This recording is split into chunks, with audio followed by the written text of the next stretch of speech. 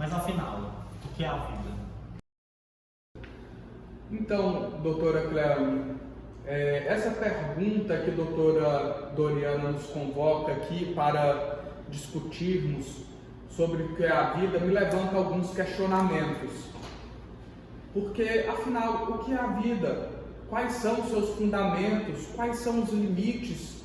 Até onde a gente pode dizer que algo é vida ou algo não é vida? A gente sabe que alguns conceitos são utilizados como parâmetro, ou como mais aceitos. A doutora sabe disso.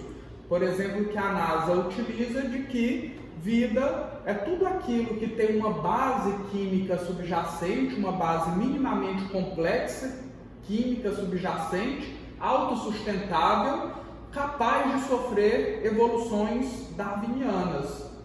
Ok, só porque isso não dá conta de tudo.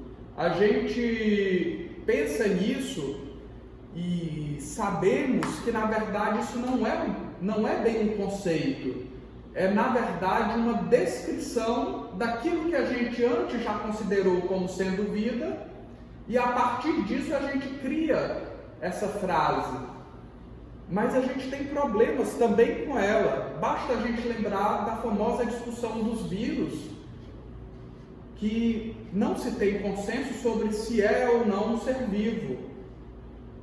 Normalmente não se aceita como ser vivo, mas não é uma unanimidade. E esse conceito não nos ajuda, exatamente por ser uma descrição. E depois a síntese biológica também de uma bactéria, de um genoma de uma bactéria que foi incorporado em um microplasma. Então, o que é vida afinal? Essa pergunta é muito difícil de responder. O que você pensa, doutora Cleone, a respeito desse tema? Então, doutor Guilherme, atualmente é de consenso da comunidade científica que o surgimento dos seres vivos do planeta Terra foi a partir de uma longa evolução, química e também de uma evolução biológica. E essa hipótese ela foi primeiramente dada por Oparin e Haldane, que eram dois cientistas no início do século XX. E eles afirmavam que a vida na Terra surgiu desde uma evolução de compostos mais simples, compostos orgânicos mais simples, até para mais complexos. E isso também levando em consideração os macropartículas, macromoléculas, que também tem capacidade de autorreplicação. Mas, doutor Guilherme, isso, como eu falei logo no início, era apenas uma hipótese. E ganhou a primeira evidência que poderia estar correta a partir de um cientista que foi Stanley Miller, que realizou um experimento em seu laboratório, e no laboratório ele utilizou uma mistura de gases como metano, amônia e hidrogênio em um balão, juntamente com eletrodos. Os gases ele utilizou para simular a atmosfera terrestre, E os eletrodos ele utilizou para gerar faíscas, para como se fosse a simulação de raios da atmosfera terrestre primitiva também. E também os eletrodos foram para utilizar como fonte de calor para gerar reações químicas desses gases aqui. E esse experimento ele durou algumas semanas. Então, os gases ficaram aqui reagindo com os raios do eletrodo e 10 semanas depois gerou uma solução aquosa. E a análise química dessa solução aquosa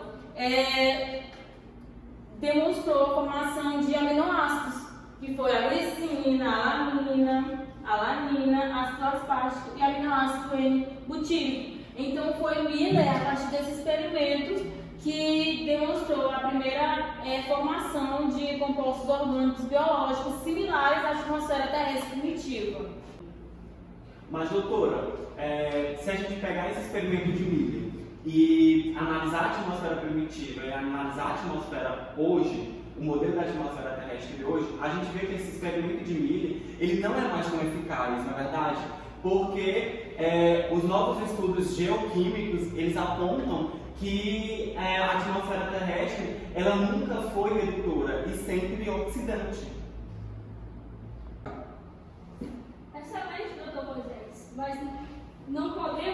esquecer, assim como o Dr. Guilherme já argumentou, embora não haja definição para a vida, surgem aí as possíveis químicas alternativas, que tais quais, pois qualquer forma de vida requer complexidade química, fonte de energia e um líquido necessário. Que esses três requisitos, a partir de agora, serão nosso ponto de partida.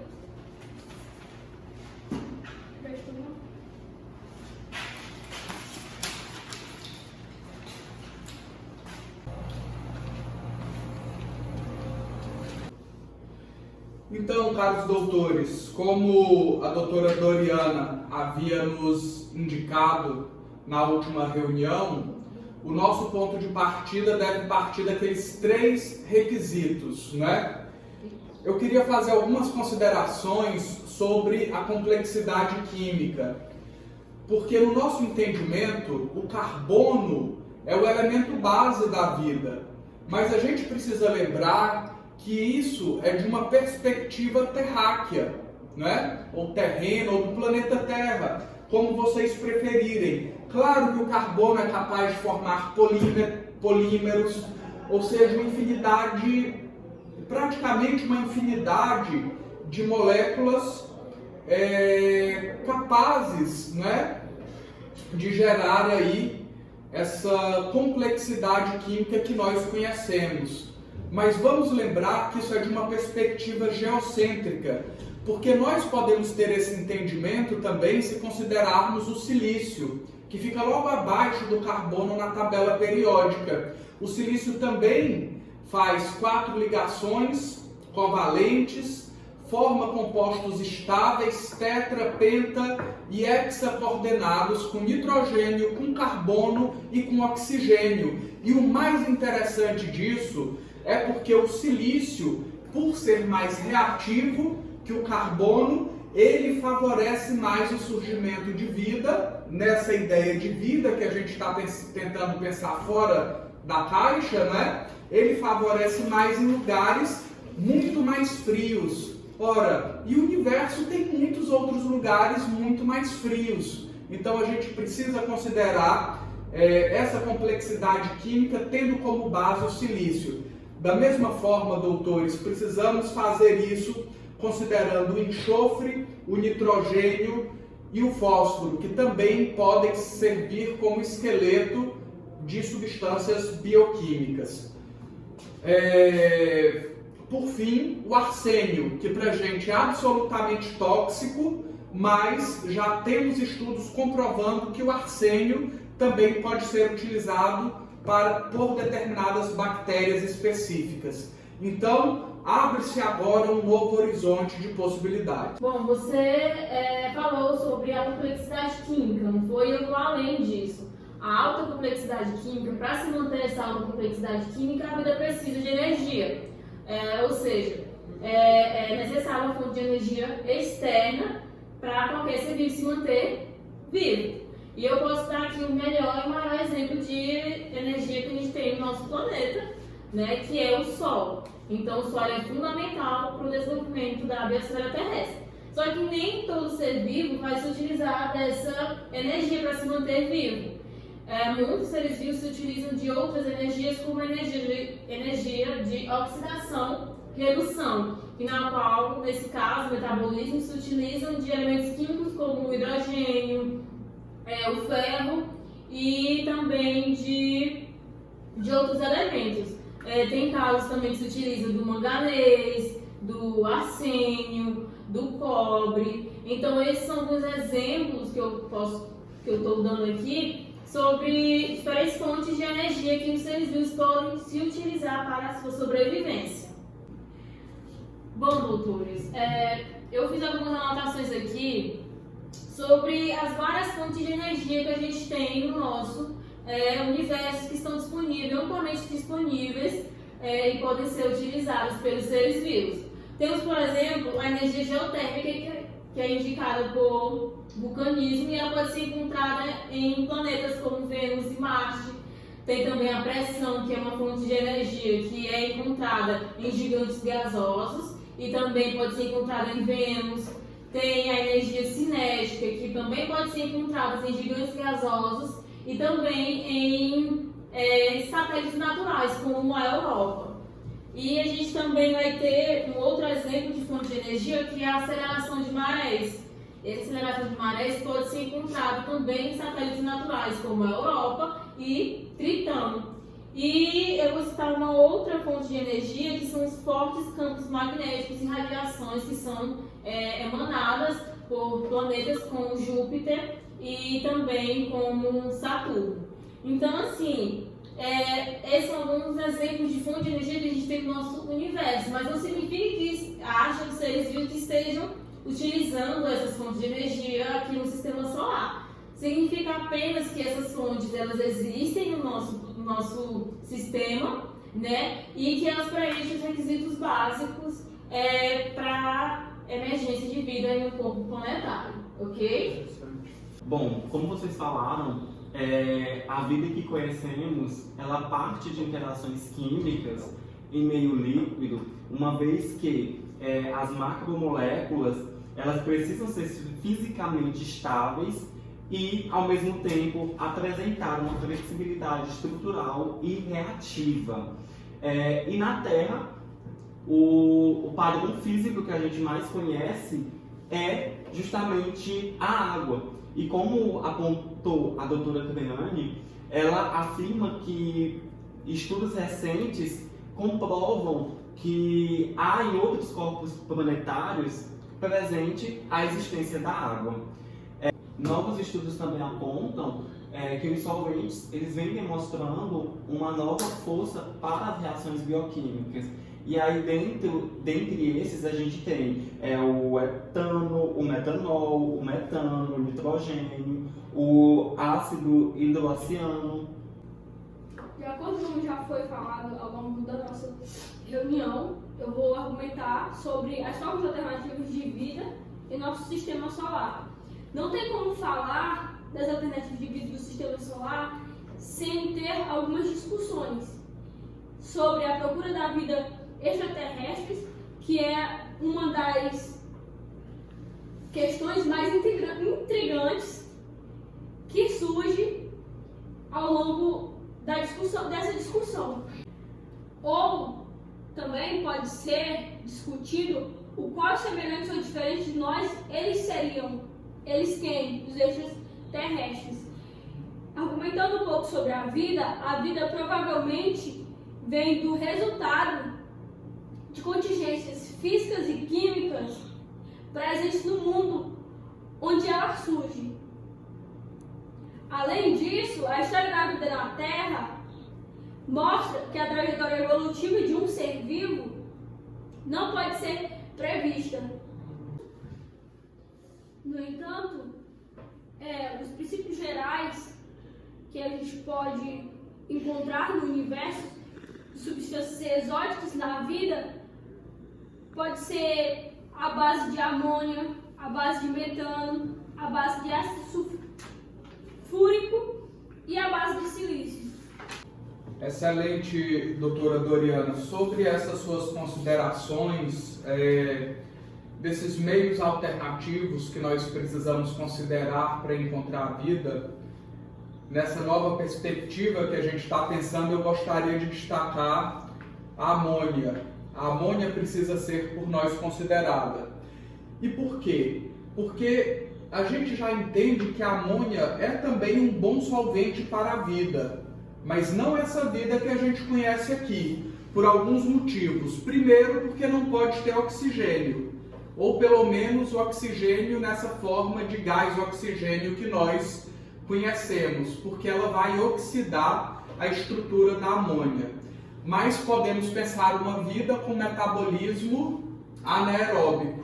E aí podemos considerar que lá seja possível a formação de macromoléculas complexas, também como nós conhecemos aqui na Terra, só que substituindo a hidroxila pelo sistema amina. E aí podemos pensar proteínas, aminoácidos e ácidos nucleicos, tendo a amônia como base desse entendimento. E para que nós não pensamos que isso seja muito difícil de ocorrer ou de constatar, eu gostaria de lembrar vocês de 2 satélites naturais de Saturno, que é Titã e Encélado, não é?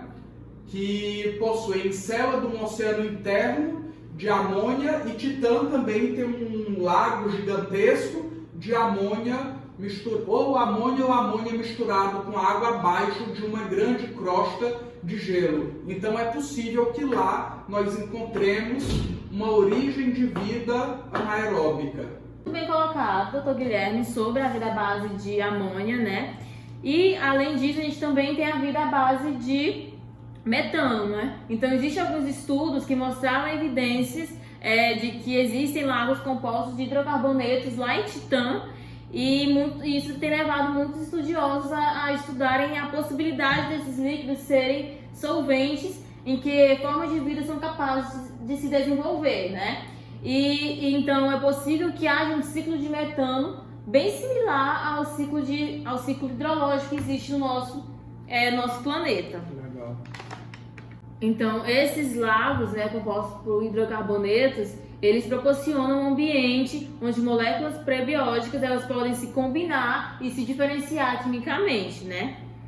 Então, também há um tempo atrás surgiu outro estudo sobre uma outra forma de vida à base de metano, em que micro-organismos eles poderiam reagir o hidrogênio com compostos orgânicos disponíveis na atmosfera, como o acetileno e o etano, e isso para obter energia, e o produto liberado nisso seria o metano. Então, ultimamente, muitos estudiosos eles vêm formando grupos, né, para estudar sobre como que os seres vivos eles podem se desenvolver em meio solvente como o metano. Com isso que foi apontado por vocês, nos últimos anos, o ácido sulfúrico ele tem sido trazido como um solvente para a vida. Isso porque ele apresenta em suas características uma temperatura, além dele estar em estado líquido, ele apresenta uma temperatura que vai de 10 a 337 graus Celsius. Ele possui também, doutora, uma constante dielétrica e um momento dípolo maior do que o da água. E devido à sua capacidade de suporte à reatividade química, isso faz com que o ácido sulfúrico ele seja um solvente razoável, como que sirva para que seja um suporte para metabolismos em ambientes que não estão no estado líquido. Então, doutor Moisés, eu vou argumentar um pouco, porque não tem como trazer as outras vidas sem trazer a vida à base de silício. O silício ele pode formar longas cadeias de silanos, silicones e silicatos. Entre eles, os silanos foram considerados os compostos mais adequados para sustentar a vida. Portanto, uma forma de vida baseada no silício teria que ser completamente diferente da vida que nós conhecemos aqui na Terra. Por quê? Porque os silanos eles entram em combustão espontânea quando eles entram em contato com o oxigênio, formando o silicato e o hidrogênio molecular. Então, colegas, eu acho que a gente pode assumir essa postura não geocêntrica e partir em busca de vida fora da Terra. O que acham? Excelente. Eu acho que seja possível. É possível sim. Vamos lá! Vamos!